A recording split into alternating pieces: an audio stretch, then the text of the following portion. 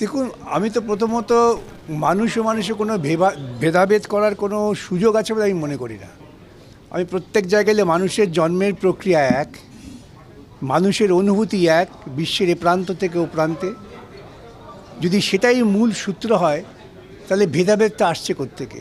ভেদাভেদটা আমরা পরবর্তীকালে চাপিয়ে দিচ্ছি নিজস্ব রাজনৈতিক স্বার্থে এবং নিজস্ব ধর্মীয় স্বার্থে।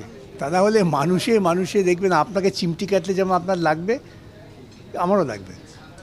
তো আমি একটা রামায়ণের অনুগামী বলে আমার চিমটি লাগবে না, আর আপনি কোরআনের অনুগামী বলে আপনার লাগবে।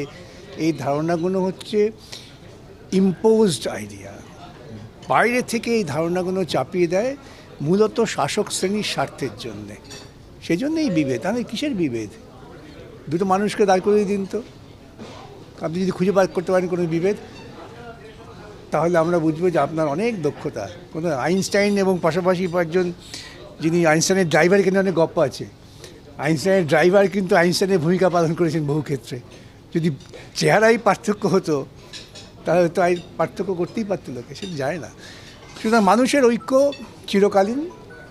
যতদিন না মানুষের জন্মের প্রক্রিয়ার মধ্যে আমরা ভিন্নতা খুঁজে পাবো, ততদিন মানুষের ভিন্নতা হবে না। আরেকটা বিষয়, সেটা হচ্ছে ইন্দো বাংলা প্রেস ক্লাবের আজকে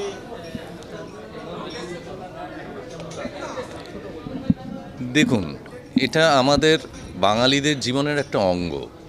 এই রমজান মাস, ঈদ, ইফতার, এগুলো দেখে বড় হয়েছি। আমাদের কলকাতা এমন একটা জায়গা বা পশ্চিমবঙ্গ যেখানে আমরা কিন্তু সব মানুষদের একসঙ্গে নিয়ে আমরা সমস্ত ধর্মের যা কিছু যারা যেভাবে পালন করতে চান তাতে আমরা সামিল হই। মানে দুর্গাপুজোতেও যেমন দেখবেন সব রকম মানুষ আসেন, ঈদেও সেরকম। ইফতারে আমাদের বহু বন্ধু বান্ধব আছে যারা ইফতারের আহ্বান জানান, আমরা সাদরে সেখানে যাই।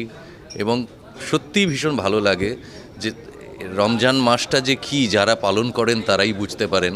আমরা যারা সেরকমভাবে পালন করি না তারা ঠিক বুঝতে পারবো না কতখানিটা ত্যাগ করতে হয়। কাজেই এখানে এই রোজা পালন করার পরে ইফতার, সেটা যে একটা মানুষের কতখানিটা আত্মত্যাগ এবং তাদেরকে একটা জায়গায় গিয়ে পৌঁছে দেয়, সেটার পাশে দাঁড়ানোর বার্তা দেওয়া। এবং সেখানে আজকে খুব সুন্দর আয়োজন করেছে ইন্দো বাংলা প্রেস ক্লাব।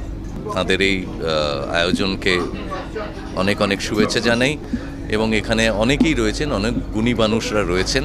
আমাকে বলেছিলেন যে একবার আসতে, আমি এলাম, আপনাদের ইফতারে যোগদান করলাম।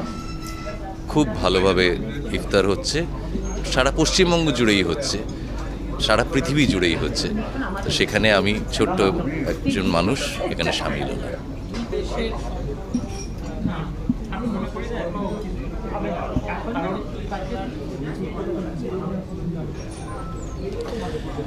দেখুন, দুই বাংলা আমরা বলি, এটা কথার কথা বলি, অ্যাকচুয়ালি বাংলা একটাই।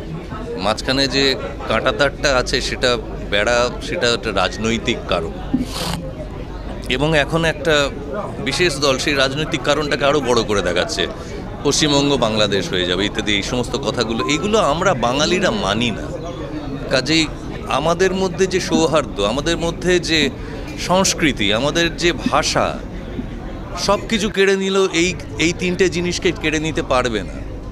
আমাদের বাংলা ভাষাই থাকবে। আমরা বাঙালি, বাংলা ভাষাতেই কথা। বাংলা ভাষার অনেক রকম প্রকারভেদ হতে পারে, কিন্তু ভাষাটা বাংলা। এটাকে আমরা মানে কখনোই মুছে দিতে চাইবও না, পারবো না। আর আমাদের সংস্কৃতি, এইটাকে কেউ মুছে দিতে পারবে না। কাজেই যারা এর বিনাশ চাইছে তাদের সঙ্গে আমরা কেউ নেই। ভারত বাংলাদেশ যেভাবেই হোক না কেন, দুই বাংলা আমরা একইভাবে রয়েছি, দুই ভাই দুই বোন।